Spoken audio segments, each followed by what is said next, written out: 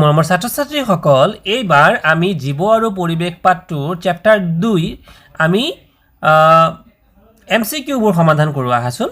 এমচিকিউত প্ৰথমটো প্ৰশ্ন দিয়া আছিলে কি শ্ৰেণীৰ উপভোক্তাবোৰ পৰিস্থিতিতন্ত্ৰৰ সকলো উপভোক্তাতকৈ উচ্চ পৰ্যায়ৰ।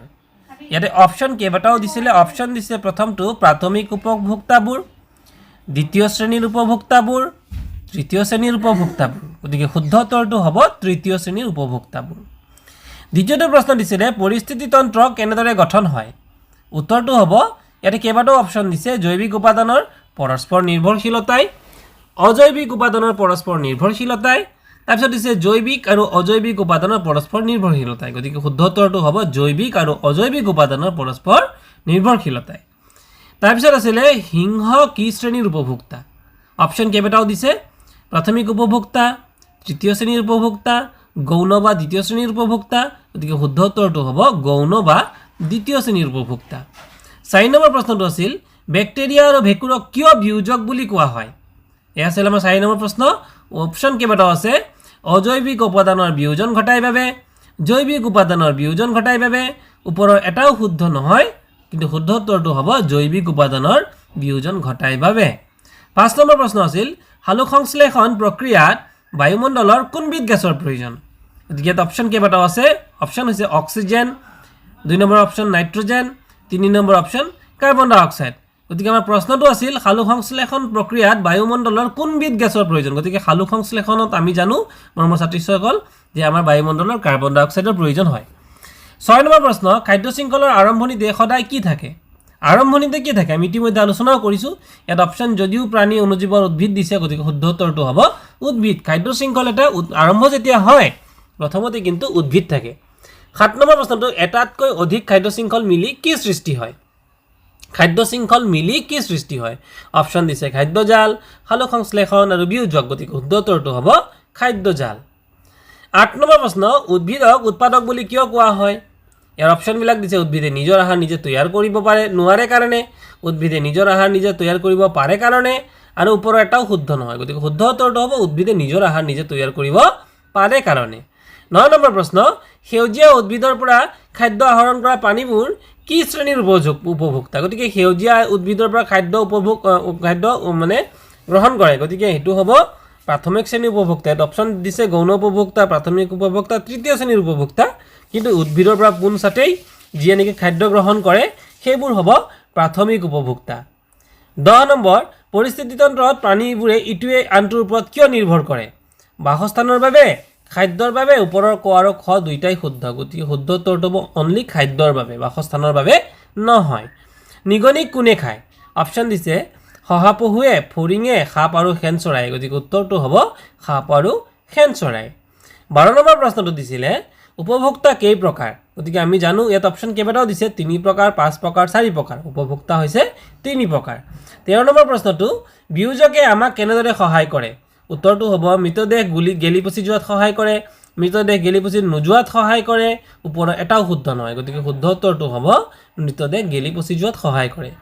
14 নম্বৰ প্ৰশ্ন খাদ্যজালে পৰিৱেশৰ কি কৰাত সহায় কৰে। খাদ্যজালে পৰিৱেশৰ কি কৰাত সহায় কৰে। ইয়াৰ অপশ্যন দিছে ভাৰসাম্যতা ৰক্ষা নকৰাত সহায় কৰে, ভাৰসাম্যতা ৰক্ষা কৰাত সহায় কৰে। ওপৰৰ এটাও শুদ্ধ নহয়। গতিকে শুদ্ধ অপশ্যনটো হ'ব ভাৰসাম্যতা ৰক্ষা কৰাত সহায় কৰে। 15 নম্বৰ প্ৰশ্নটো তলৰ কোনটো সৰ্বভোজী প্ৰাণী। অপশ্যন দিছে উদ্ভিদ, প্ৰাণী, মানুহ। গতিকে শুদ্ধ অপশ্যনটো হ'ব মানুহ। মানুহ হৈছে সৰ্বভোজী প্ৰাণী, অৰ্থাৎ মানুহে সকলোবোৰ খাদ্যই খায়।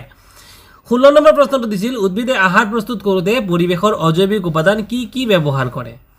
আহাৰ যে উদ্ভিদে প্ৰস্তুত কৰে অজৈৱিক উপাদান কি কি ব্যৱহাৰ কৰে। অপশ্যন দিছে মাটি আৰু পানী ব্যৱহাৰ কৰে, বায়ু, পানী আৰু সৌৰ শক্তি ব্যৱহাৰ কৰে। ওপৰৰ ক আৰু খ দুইটাই শুদ্ধ, কিন্তু শুদ্ধ অপশ্যনটো হ'ব বায়ু, পানী আৰু সৌৰ শক্তি। 17 নম্বৰ প্ৰশ্নটো তলৰ কোনবিলাক পৰিস্থিতিতন্ত্ৰ বাসস্থান, হ্ৰদ আদি। খ নম্বৰ ঘাঁহনি, পুখুৰী, অৰণ্য আদি। ওপৰৰ এটাও শুদ্ধ নহয়। গতিকে পৰিস্থিতিতন্ত্ৰ কি কি হ'ব ছাত্ৰ ছাত্ৰীসকল। ঘাঁহনি হ'ব, পুখুৰী হ'ব আৰু অৰণ্য হ'ব। উদ্ভিদৰ পিছত সদায় তৃণভোজী প্ৰাণী কিয় থাকে। উদ্ভিদক তৃণভোজী প্ৰাণীয়ে নাখায় বাবে, উদ্ভিদক তৃণভোজী প্ৰাণীয়ে খায় বাবে। ওপৰৰ এটাও শুদ্ধ নহয়। গতিকে শুদ্ধ উত্তৰটো হ'ব উদ্ভিদক তৃণভোজী প্ৰাণীয়ে খায় বাবে। তাৰপিছত শামুক কি শ্ৰেণীৰ উপভোক্তা। এইটো প্ৰশ্ন ইম্পৰ্টেণ্ট প্ৰশ্ন আহি থাকে।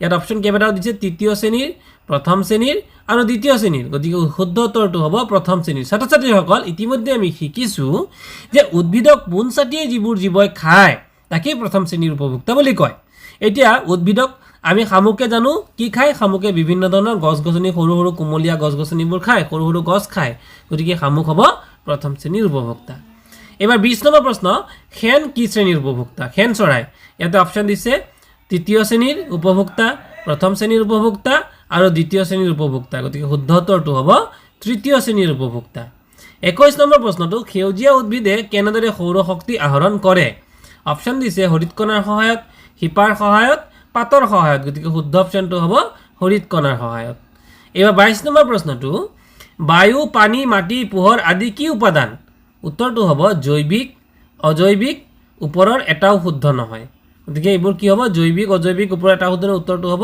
অজৈৱিক 23 নম্বৰ প্ৰশ্নটো দিছে উদ্ভিদ প্ৰাণী চৰাই চিৰিকটি অনুজীৱ আদি কি উপাদান এইবোৰ হ'ব অজৈৱিক আছে জৈৱিক আছে ওপৰৰ এটাও শুদ্ধ নহয় গতিকে শুদ্ধ উত্তৰটো হ'ব জৈৱিক উপাদান 24 নম্বৰ প্ৰশ্নটো উদ্ভিদে আহাৰ তৈয়াৰ কৰিবলৈ পানী ক'ৰ পৰা পায় গতিকে পানী ক'ৰ পৰা পায় ছাত্ৰ ছাত্ৰীসকল তোমালোকে জানা ইয়াৰে দিছে আকাশৰ পৰা মাটিৰ পৰা সূৰ্যৰ পৰা গতিকে শুদ্ধ উত্তৰটো হ'ব মাটিৰ পৰা 25 নম্বৰ প্ৰশ্নটো পৰিস্থিতি তন্ত্ৰত প্ৰাণীবোৰে ইটোৱে সিটোৰ ওপৰত কিহৰ বাবে নিৰ্ভৰ কৰে বুধিয়াত দিছে কাপোৰৰ বাবে খাদ্যৰ বাবে পৰিস্থিতিৰ বাবে শুদ্ধ উত্তৰটো হ'ব খাদ্যৰ বাবে 26 নম্বৰ প্ৰশ্নটো প্ৰাকৃতিক পৰিৱেশৰ উপাদানবোৰক কেইটা ভাগত ভগোৱা হৈছে গতিকে শুদ্ধ ইয়াতে দিছে 3টা দিছে 2টা দিছে 5টা দিছে গতিকে শুদ্ধ উত্তৰটো হ'ব 2টা প্ৰাকৃতিক পৰিৱেশক জৈৱিক আৰু অজৈৱিক এই 2টা ভাগতে ভাগ কৰা হৈছে 28 নম্বৰ প্ৰশ্ন শামুক হ'ল ডেছ উপভোক্তা আমি জানোৱে শামুক যেহেতু উদ্ভিদক পোনছাটেই খায়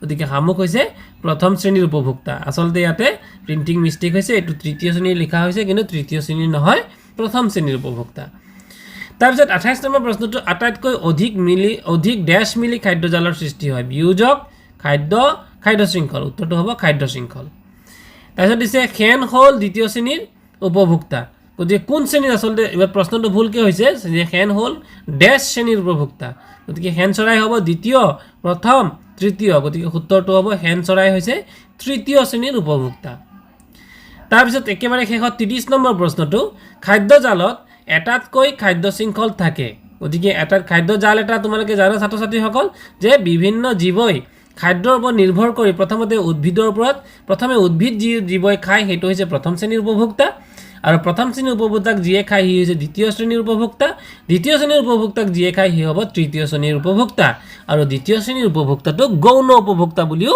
কোৱা হয় গতিকে ইয়াত প্ৰশ্নটো দিছে খাদ্যজালত এটাতকৈ খাদ্য শৃংখল থাকে এটাতকৈ খাদ্য শৃংখল কি থাকে বেছি থাকে কম থাকে বেছি মানে হৈছে অধিক বহুত থাকে কম থাকে উত্তৰটো হ'ব এটাতকৈ অধিক থাকে গতিকে এয়া আছিল 30টা মৰমৰ ছাত্ৰ ছাত্ৰীসকল আমাৰ পাঠ নং 2 ৰ এমসিকিউ আশা কৰিছো এই এমসিকিউ বোৰে তোমালোকৰ গুণোৎসৱত তোমালোকক সহায় কৰিব আৰু এই ভিডিঅটো তোমালোকে যদি ভাল পাইছা তোমালোকে লাইক কৰি দিবা তোমালোকৰ বন্ধুসকলকো যাতে চাব পাৰে তেওঁলোকে শ্বেয়াৰ কৰি দিবা লগতে নোটিফিকেশন বেলটো অল কৰি থবা যাতে তোমালোকে সকলোবোৰ ভিডিঅ' পোনছাতে পাবলৈ সক্ষম হোৱা থ্যাংক ইউ